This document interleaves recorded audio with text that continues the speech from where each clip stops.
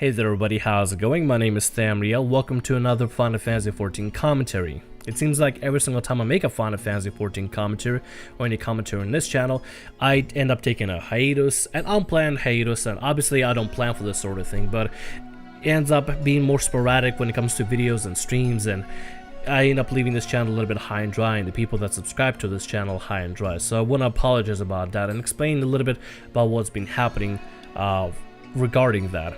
Partially, it's what I want to talk about in the video regarding Eureka Pagos and some of the Final Fantasy XIV content we'll be getting, but it's also because I've been having a lot of success and a lot of fun doing some stuff over on the second channel, Thamriel VR, previously known as Thamriel 2, where I do a lot of VR chat videos, which I understand is not gonna be for everybody, obviously, but the channel's been doing really well as of recent. It's been getting a lot of subs, a lot of viewers. I've been growing a whole community on there, been increasing the amount of people joining the Discord server that I have, and it's been pretty amazing. So I just kind of been more engrossed into that compared to Final Fantasy XIV.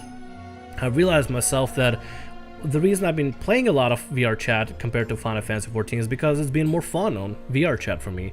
No matter which avatar I'm running around with, or how many people I'm hanging out with, or if the servers are having a terrible time, because it's still early access game, I still find myself having more fun right now on VR chat than I do on any other game, and that also includes Final Fantasy XIV.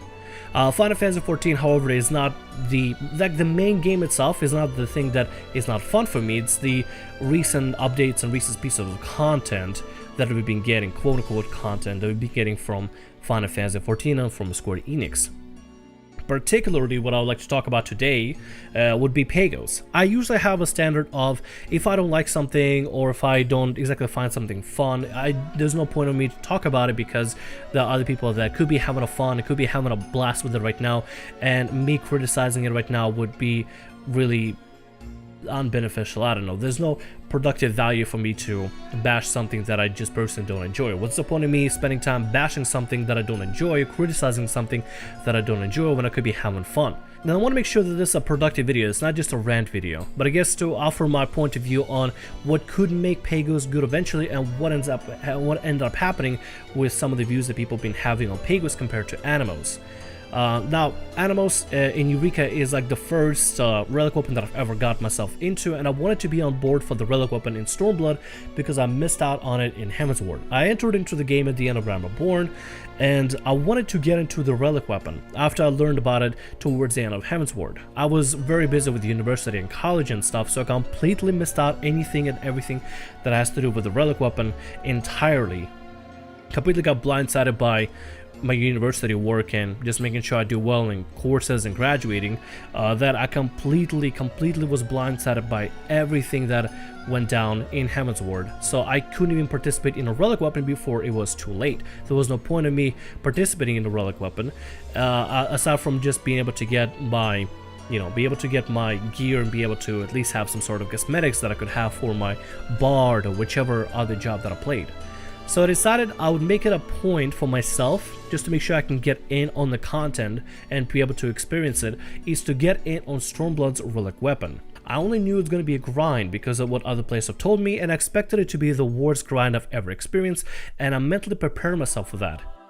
Eureka Anemos came out, and after doing it for a couple of days and people figuring out about the whole train thing, I realized it was actually really fun, and it wasn't even anything negative to, all the negative thoughts and all the worries that I had before on it kind of disappeared, because it didn't seem like the grind was too terrible. It was really fun, and I was like, wow, this is actually not too bad, not too terrible.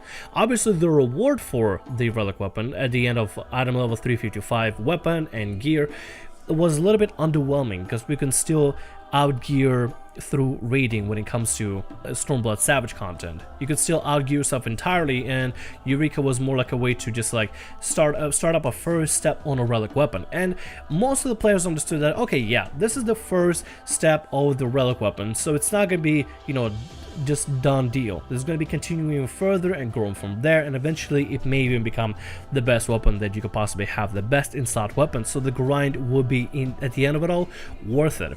As well as some of the cosmetic bonuses that you can get from really flashy weapons, which we didn't really get in Anemos, but our weapons just glowed a nice little hue, which was, you know, kind of nice, kind of cool. And we could also get the Relic armor, the same recoloration of our class armor that we got at reaching max level 70, but every color version of it.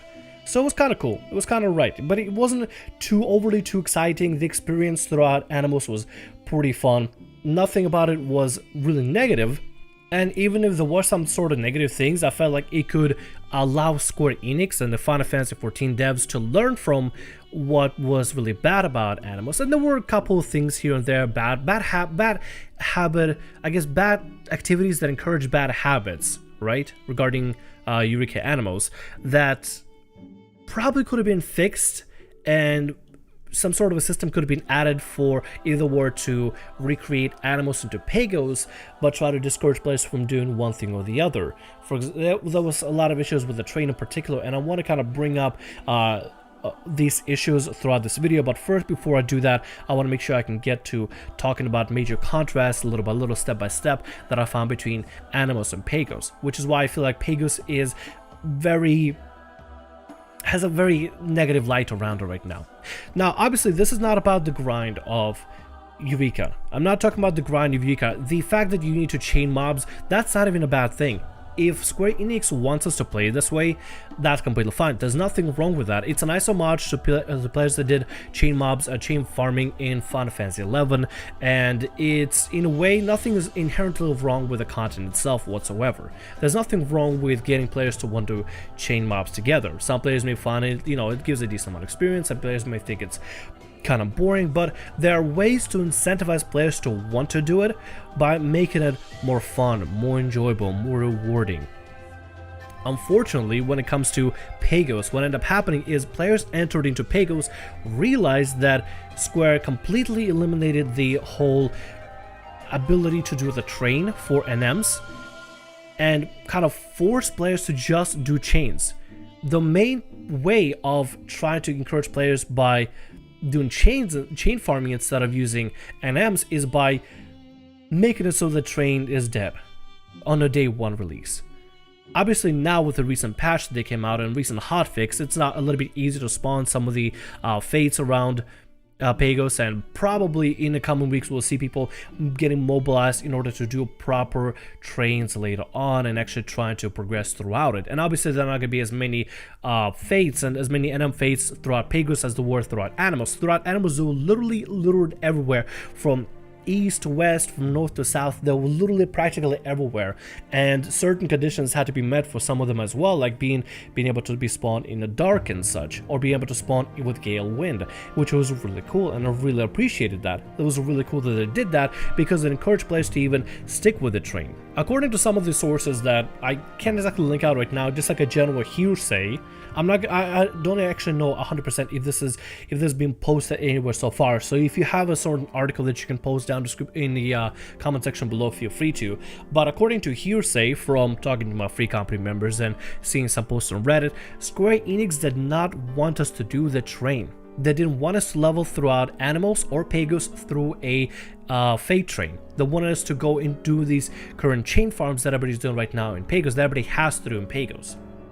That was the primary reason why there wasn't the possibility, or a huge possibility, for the train to exist in Pagos on day one. They decentralized the train not by making the chain quest more favorable while completely, while nullifying the train's viability. They just nullified the train's viability and said, look, you either do this content that doesn't give us much experience, or you do this content that doesn't give us much experience. That's it. They decentralized the train not by making the chains more favorable, they just completely cut off the viability of the train by making it so that you don't get a lot of experience from it. You primarily get crystals from it, the Pagos crystals, and making it so that it's harder to spawn the fates. They completely cut it off without making the chains look favorable. When you do that sort of thing and you make the chains not look better than the fates, it doesn't encourage players to really do the chains because, hey, chains are better. It just makes them think, hey, chains are the only viable option since they completely cut off the trains. Now, obviously, with a new hotfix that may be getting fixed, maybe in a couple of weeks we'll see the train be reborn again in Pagos, but I feel like the initial hype for it kind of died down, and most players are still going to be stubbornly grinding through the chains. Now, like I said before, there's nothing inherently wrong with the chains. There are, however, some players that I've seen that are so die-hard about chains that say chains or bust, that will only come in to do the chains. And again, I get it. Chain farming was a huge thing in Final Fantasy XI. Eureka Pagos and Eureka Anemos was in a way sort of a homage to people that played in Final Fantasy XIV to do these chain experience runs and stuff like that, because that was the most efficient way to level. So people would just go into it and be able to farm up multiple mobs together and chain, be able to get a lot of experience, and that's how they primarily leveled. That's how primarily grinded through it, and it was I guess the most efficient way for them to do so, so they did it. I don't think it was necessarily too egregious or too stressful, but I never experienced it. I never played Final Fantasy XI much, so I can't exactly say 100% from it, but from the people that I talked to, that was the most efficient way that they've stated that was for them to farm up experience in that game. So primarily they did it because that was a way to do so. Now, however, I feel like if Square were to make chains more incentivized by making them more interesting or a lot more rewarding, hella rewarding, and keep up the same pacing of leveling that we experienced in Anemos and not slow it down to a crawl like it is in Pagos right now, is by working further and actually making the mutation aspect of the mobs a lot more interesting and a lot more viable. At the current moment, I don't think there's a documented way of how to force the mutation on some of the mobs. Maybe there is a way to do so, it just haven't been fully widespread so far, but I noticed on the very first day and on a couple of runs here and there, I see sometimes mobs just randomly mutate when they're pulled, right? I can't understand 100% what forces it, but I believe there's something within the Eureka Pagos that forces some of these mobs to mutate. When the mob mutates, it stays within its own level, but it just becomes a lot stronger. It gets a couple more abilities here and there, and probably has a couple more attacks that it does a little bit more damage, probably takes a little bit less damage usually. It doesn't reset its health as far as I understand, but it yields a ridiculous amount of experience compared to what a usual mob would do. Sometimes I've seen it yield 10 times more experience than a usual kill, 15 times more kill. I don't know, just it yields a good chunking of experience. And I believe that experience is also increased according to whichever chain of the fate you're on. So if you're like, say for example, on step 25 or 26 of the chain, then it yields a lot more experience for you and your party. I feel like if Eureka Anemos was the whole point of Eureka Pagos, not Anemos, but the whole point of Eureka Pagos was to do the chains, and the incentive for the chains was to force these mutations to get more experience out of it, that would have been hella good. In fact, let's say for example they were to make some sort of a cool like event that happens every like 10 hours or so, or every like 8 hours or so, where the weather in Pagos changes entirely, where it forces a lot more mutations for monsters to randomly happen and randomly appear. So monsters just randomly would just mutate to be something a lot more powerful than what they are. But if you kill them, that would yield you a lot more experience. That would have been really cool if there was some sort of a quest line that would hint towards like, hey, certain mobs can mutate according to certain conditions, like if they were to be hit with a certain set of elements on the magic board. So people could equip certain elements on the magic board in order to proc a higher chance of mutation to happen. That would have been really cool, but as far as I understand, there's no way to do so, at least nothing that's been documented. At least nothing has been vocalized by Square Enix or anything within the game, the game quest line, or any of the game flavor text. It would have been amazing if that happened, and more mutations would have happened, and people would be able to progress and be able to increase the leveling rate and leveling experience without curbing the initial pacing of Anemos that we had. But they didn't do that. It seems like it's a huge downfall, because that looks like such a cool and interesting mechanic. Maybe, for example, even put in a whole point of like having certain mobs at a higher tier, right? If you kill certain mobs of let's say for example level 31, you would spawn an NM. But if you kill a certain set of mobs that are mutated, it could spawn a mutated NM or spawn a Nemesis monster that was of the mutated level, which would actually be a lot harder to kill, but would yield a hell of a lot more experience. So, you know, while people are working towards the chains, towards the farms, they'll be able to sometimes prog the NM to form, but it would encourage players to work towards getting the mutation going so that there was a possible chance of getting an actual Nemesis a mutated Nemesis monster to spawn in. Something creative like that would have been really cool, but unfortunately we don't have that. If you ever want to use any of these ideas, you're more than welcome to. That would be a huge incentive to encourage people to do the chains. Hell, even just make it so that the chains themselves give a ridiculous amount of experience the more you complete them. Like if you complete a full 30 chain, you get a ton of experience for like a huge chunking. That would have been a better incentive. That would encourage players that don't want to farm high level mobs to just be able to farm lower level mobs so they're easy to kill, so they can focus on completing the chains and getting full 30 chain instead of going up to higher tier mobs and higher level mobs to grind through the higher level mobs and getting more experience per kill increased through the chain. Now, this is not me saying that we need to have the train back. There were a lot of negative things with the train. I want to just gloss over it very quickly and very briefly because y'all probably already know exactly what I'm talking about. The trains encourage a lot of really bad behaviors from the players. Firstly, the laziness. There was like 90% of players that would do the train, that would actually grind through the mobs to get the fate to spawn, and there was the 10% that would sit around and do nothing.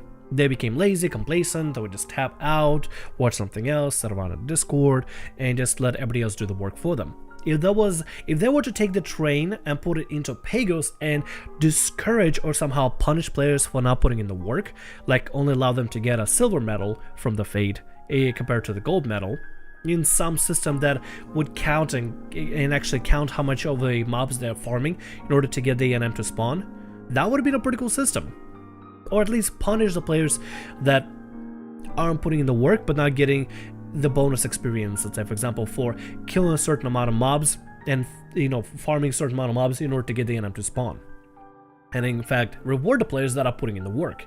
That would have been a simple system. An easy system like that could probably be easily tallied in. Maybe allow for the zone of the mobs to be considered as a fate itself, as like a pseudo fate. Not really a fate, but it still will keep a tally of how many mobs you kill before the NM is spawned in. Right? That would be a pretty cool system, or something you can go around, collect, and just even let players tag mobs, at least to put in a decent amount of effort just to at least tag the mobs and put in some damage to them. Would have been perfectly fine. Would encourage players to be less lazy, and players that would be lazy would just get reduced to a very insignificant amount, and actually would discourage players from being lazy and more active and more productive. Second thing that the trains encouraged was low-level players to go past the boundaries into the higher tier fates where they couldn't be really productive in, and they'll probably die in either way. They were too low level, they'll still get some experience from it, but they fade, so they would not be benefiting taking down the fate because they'll be doing very little damage, and most of the times they're even missing some of the attacks. So discouraging players from doing that would have been a really good way to do so, by maybe make it so that they don't gain anything from taking on fates of way higher level tiers, right? That would have been pretty good. That probably would have been pretty great. Thirdly, the fates themselves actually would die really fast whenever the train would swing by, so people doing lower level fates, lower tier fates, would not be able to run over to them. I remember many times when players would call out, hey, the very first Cactuar fate spawned in on Anemos, and by the time players would be halfway over to it, it's already dead. Because the train just comes on full force. Even if the train has to level sync, if you get enough players in one area to down the mob, it doesn't matter how many players have to level sync, the sheer numbers of players just down and decimate the mob entirely. So maybe some sort of a system will be implemented that even if you do the lower level fates, and even if you have to level sync, if you're beyond a certain threshold of levels, let's say for example you're 5 levels higher than the actual Nemesis monster, you don't benefit from it. So players that want to play with, like, let's say for example their lower level friends, or, you know, groups or guilds or something, to not guilds but free companies, sorry, thinking of other World of Warcraft terms and stuff. Players that want to run around together as a free company, as a party of friends, have a player with a higher level tier, right? A higher level player helping them out. that would not be benefiting from down the fade, but it would still be encouraging and be actually benefiting the other players in his party from getting the experience, without making him benefit from it or giving him a major incentive to actually do it, aside from just helping, just coming in to do it and help. That would have been a pretty cool system. And they definitely could have been set up, but Square Enix does not want to set that up. I get it, Square Enix, maybe they just want to encourage us just to have the chain, but like I said before, you gotta give a better incentive than just like, it's either chain or bust. Obviously, with the new patch, maybe we'll see the train come back and be revitalized, but that could be a possibility. I don't know. We'll see what happens. I'll be checking onto it every single week to see if it changes. And if it does change, I'll make a separate video on it, praising it. Thirdly, the antisocial factor of the entire Pagos. People are not communicating in shout chat, and most of it, I believe, is not because players are just being jerks. I think majority of it is because players are desensitized from communicating because they're way too busy doing the chains. I've seen many healers and many tanks and even DPS getting barked at in groups that I've been part of for even lifting up their fingers or putting down the controller just to type something into a shout chat to help somebody looking for level 23 quest or level 25 quest or whatever other quest that they have there.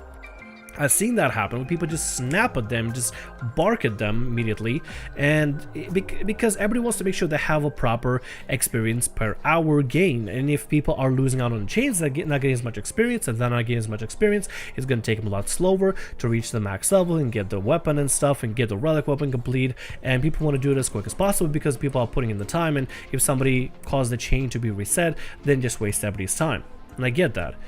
But the system forces players to not be interactive, not be social, not be able to joke around unless they're in a party together or in a call together in Discord, memeing about. I remember in Anemos, you could go from train left and right, and whenever you do the fate with the bears, you would get bear puns everywhere, and people meme about Pazuzu and Panini. It was more fun, it was more enjoyable, it was exciting, and it was more lighthearted. In Pagos, it feels very antisocial because players literally cannot lift off their the hands from the keyboard and from the hotkeys, and they have to grind, They're discouraged from being social and being active and calling things out in shout chat. Hell, even let alone being encouraged to run over and rest somebody because they're so busy maintaining the chain. If they lose the chain, even as a red mage or even as a healer, then the party doesn't benefit with the experience. And just hurts the players. It's such an antisocial system that I hope gets eventually, maybe at least at some point, addressed. Maybe the train will help address it, because players will constantly moving left and right with the train, but people that are doing the chains probably don't want to be losing the chain by running over to rest somebody and want to make sure they maintain the chain. It's a very antisocial system, and it sucks that it's in such a way. It's literally a system that discourages players from communicating, discourages players from coming in and helping each other, get res and stuff. And it gripes me so much. If anything, there might be some things that Square could definitely do in order to alleviate some of the, the grindiness and some of the antisocial aspects. It's just, will they do them? I don't know. I'm gonna check in every single week for Pagos and see what it's like. Maybe the train will finally be reborn eventually, and maybe it will be really fun, and people will be able to interact again like they used to on Anemos, and do challenge logs together, and be able to resurrect players, and call out where the train is going, or where they're moving, or what kind of mutations people can use in order to, mutate certain mobs while doing chain farms and stuff, and maybe be able to go from NM farms to NM farms, or from the NM train to NM train, and be able to resurrect the farming process and be able to incorporate the farming process and the NM train together again. Well, sorta. It wasn't really that. People didn't chain farm in Eureka Anemos in order to get the NMs to spawn. They just grinding mobs mindlessly until something would spawn and be able to do the NM. I don't know. I feel like there are definitely some benefits to having the train back, as long as it sets up a system that discourages players that were lazy, that weren't participating, that weren't being part of it. There are many things that definitely could be done, and this is honestly just one of my, just one of my personal grabs with it. Like I said, I'm going to be checking in every single time on Pagos and see what it's like and see if it changes, but at the moment I'm kind of discouraged from doing it. Anyway, let me know what you think about Pagos in the comments section below. Feel free to comment on anything that I've said. Maybe there's something that I've overlooked entirely. Do you like something about Pagos? Be like, hey Thermiel, I know you didn't like Pagos, but have you tried this? Have you tried that? Or maybe there's some things that you agree with me on regarding like some of the stuff that I talked about or vocalized about. Maybe I'm wrong somewhere, feel free to let me know. Nevertheless, hope you enjoyed the video. Regardless, I'm looking forward to your feedback. My name is Tamriel, like, subscribe, and as always, have a great day, and I'll see you on next video or whatever I make. See ya.